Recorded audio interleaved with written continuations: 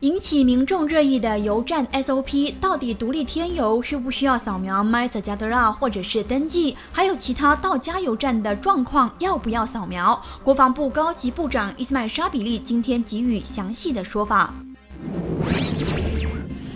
Semalam timbul isu kekeliruan mengenai SOP di stesen minyak, yang mana saya juga terbaca ada seorang individu telah pun dikenakan tindakan kerana tidak mendaftar MySejahtera di stesen minyak.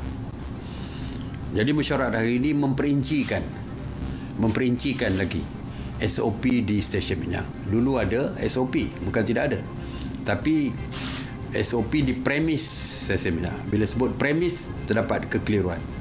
Premis, ada yang menganggap premis di dalam kedai dan ada yang menganggap premis di seluruh kompaun stesen minyak itu adalah premis. Yang melakukan pembayaran atau transaksi di dalam kedai di stesen minyak, sama ada untuk membuat pembayaran pembelian petrol ataupun diesel di dalam kedai di stesen minyak ataupun mengeluarkan duit melalui ATM, maka perlu mendaftar melalui aplikasi MySejahtera ataupun secara manual. Kerana bila di dalam dia membayar secara bersemuka dengan cashier, juruwang, mungkin ada ramai lagi pelanggan-pelanggan lain berada di dalam kedai tersebut. Jadi oleh itu adanya kontak di antara satu sama lain, maka MySejahtera mesti mendaftar melalui MySejahtera ataupun manual. Kerana jika berlaku apa-apa kes yang menyebabkan positif di kalangan yang berada di dalam kedai tersebut, maka kontak rapat dapat dikesan. Yang kedua, di tempat perkumpulan juga ada kontak antara satu sama lain, ialah di surau dan juga ditandas di stesen minyak. Oleh itu, mereka yang menggunakan tandas kerana ramai, begitu juga surau, perlu mendaftar melalui aplikasi MySejahtera dan juga manual. Bagi individu yang mengisi minyak di pam dan membayar menggunakan transaksi kredit kad, debit card ataupun aplikasi dalam talian, tak berjumpa dengan sesiapa pun, secara bersendirian, dan tak perlu masuk ke dalam kedai untuk membuat bayaran misalnya. Dia pakai kredit kad di situ saja, tidak ada dibantu oleh pekerja-pekerja pun, dia sendiri.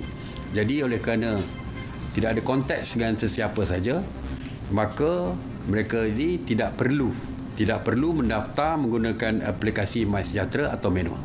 Manakala bagi individu yang membuat transaksi dan membayar melalui tingkap, pigeonhole, mereka taruh duit di situ, diambil oleh cashier, ada gelas yang melindungi dan tidak ada pertemuan pun, dia tak masuk kedai pun.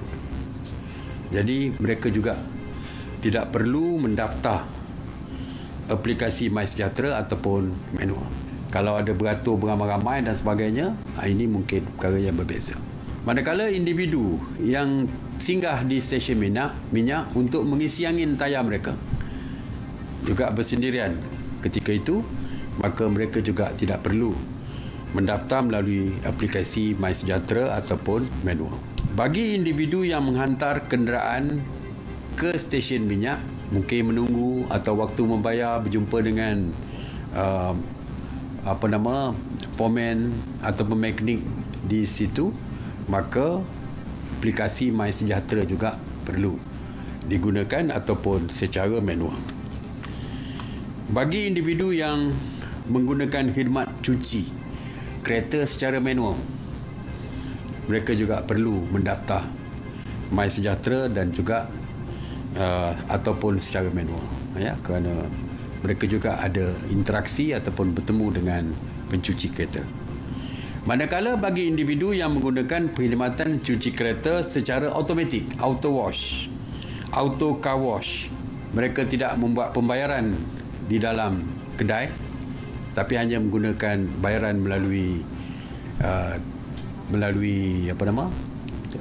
tingkap atau dan lain-lain, yang tidak ada bertemu dengan cashier di dalam, maka mereka juga tidak diperlukan untuk mendaftar secara manual ataupun secara MySejahtera. Jadi kita harap ianya sudah jelas. Walaupun jika ada kekeliruan lagi, anda boleh, tuan-tuan dan puan boleh merujuk kepada laman sesawang KPDN HEP. Kerana KPDN HEP akan mengeluarkan SOP yang lebih detail setiap transaksi dan juga aktiviti di stesen minyak ini.